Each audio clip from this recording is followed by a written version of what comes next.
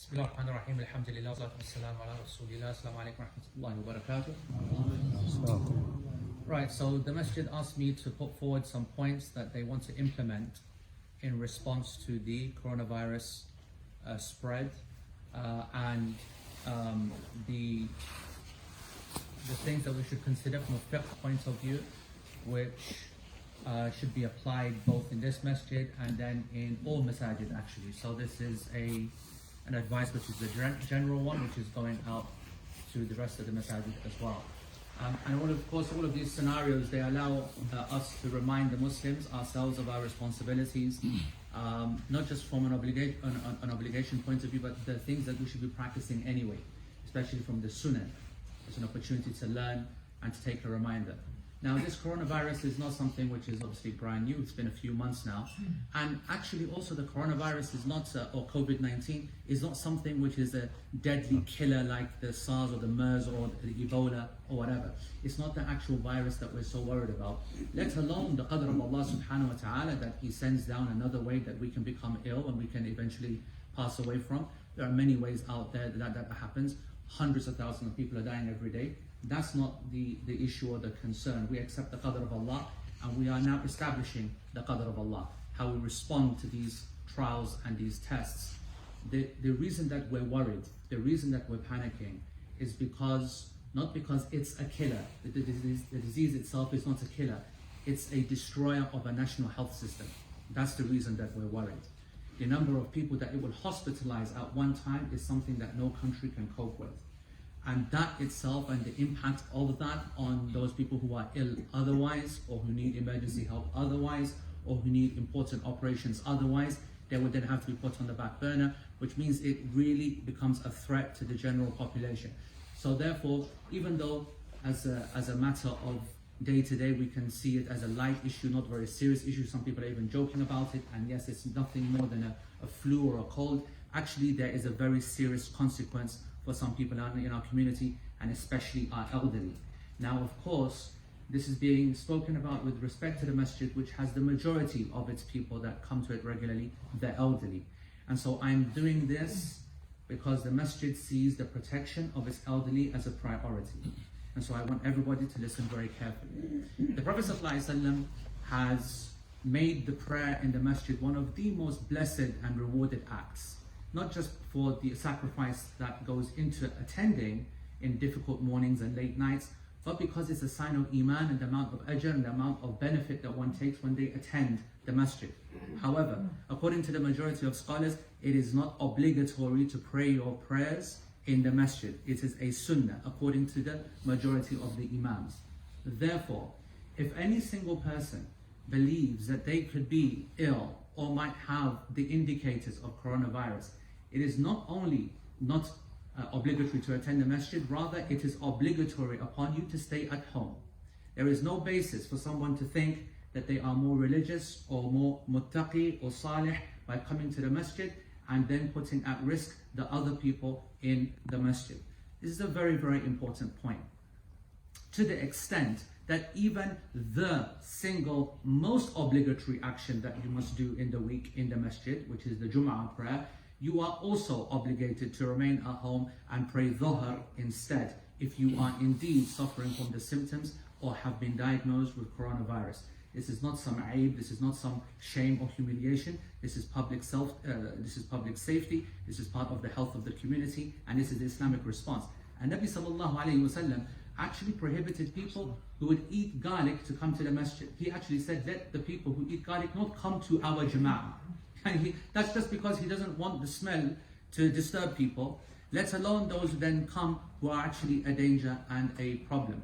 Now, as I said, the fatality rate in the elderly and those who are immunocompromised and those who are ill and those who have diabetes and so on, this is a higher percentage amongst our community. The Muslims who are ethnic in the majority, they have a higher tendency to have these illnesses. So we as a percentage are more likely to have problems because of this than other populations.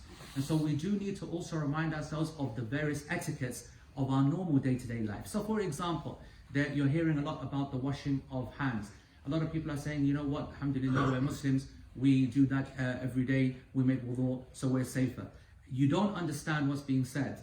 5 times a day washing their hands is not what's being recommended by the government. The idea here is that because people have a tendency to touch, pick their nose, rub their eyes, touch their mouth, combing through their beard, you only realize this once you stop doing this.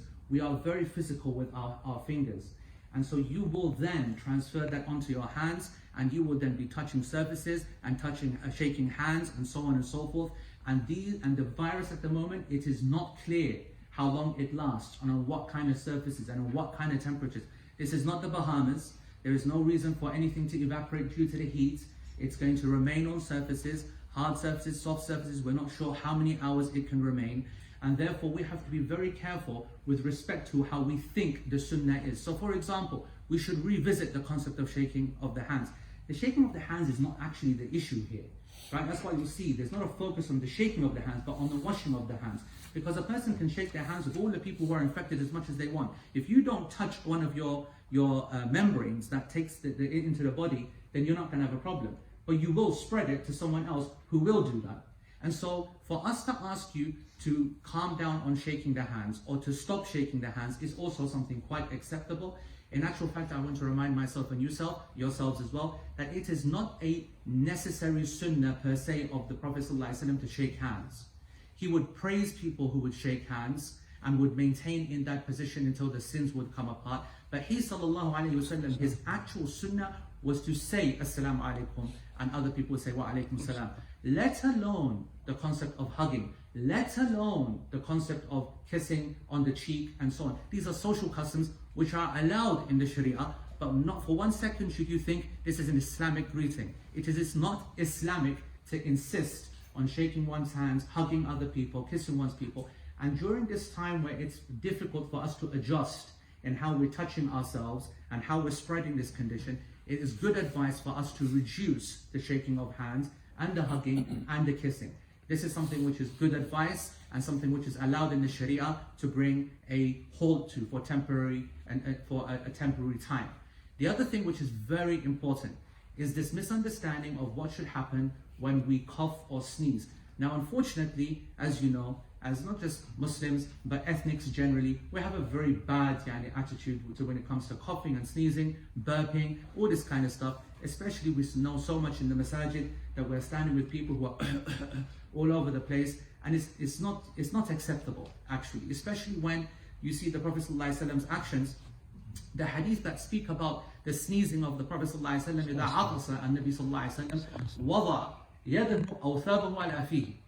In one hadith, the Prophet ﷺ, it says that he would put his yad, and I'll come back to that in a second, or his thawb, which means a garment or cloth of any sort, upon his mouth. In the other narration, upon his forehead. And in no narration do we have, which is authentic, more authentic than these narrations, the hand or the palm, the kaf itself.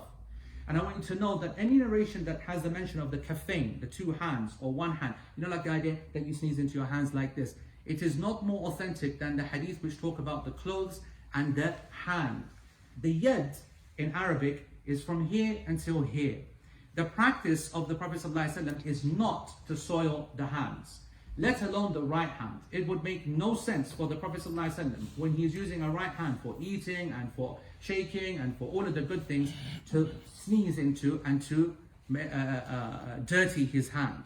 And likewise, the idea of the cloth makes it clear that the sunnah is to sneeze into one's shoulder or into one's forearm like this, or to use something which replaces this. The clothes of the Prophet ﷺ were very loose and very little, and so anything that could be used, the narration of Ahmad that talks about the forehead is referring to this. Look at my sleeve. If you look at some of the Sudani style sleeves or other sleeves, if I put my hand on my forehead and I sneeze, I'm actually sneezing into this.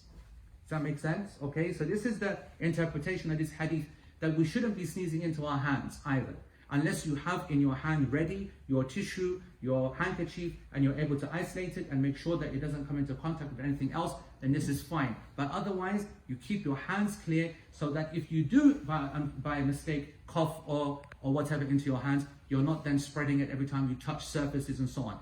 The masajid have now started a protocol, alhamdulillah, of increasing their cleaning of the surfaces that can spread this infection.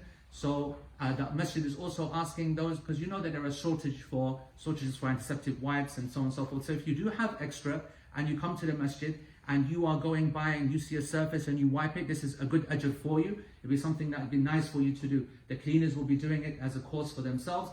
Keep increasing the washing of your hands and watch the videos that you see released by the public health services to learn how to wash your hands properly. Also understand that this what we're talking about is not going to stop this. Allah subhanahu wa ta'ala says that nothing will affect us illa ma kataballahu lana, except that which Allah has already written for us. This has happened before historically in this world and to the Muslims as well. We know that containment and quarantine is an Islamic concept. To trying to protect ourselves is an Islamic concept. To not be worried about the condition is an Islamic concept. And to accept the consequences is an Islamic concept. But to protect our weak is a requirement. And I also want to add that some of the masajid are suggesting, and I think it's a good idea, that the elderly themselves, and by that we mean the front row, that they start to bring their own musallas, the janamaz, which should be used and becomes theirs and theirs alone.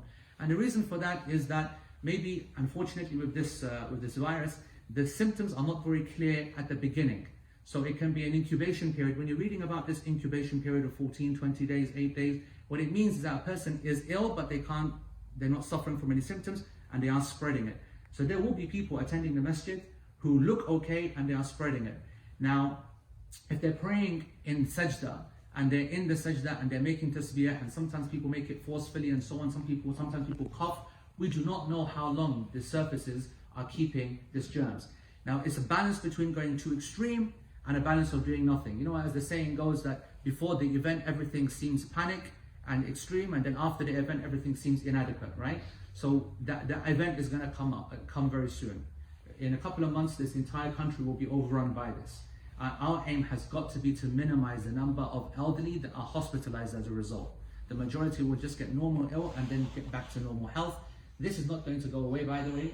We believe in the medical industry that this will become the 5th of the 5 seasonal flus, cold, influenza, and so on. It will become normal, but by then, vaccines will be available to vaccinate the elderly. What we can't have now is a large population of elderly becoming ill. So I hope that you understand this advice. This is my advice to myself and everybody else.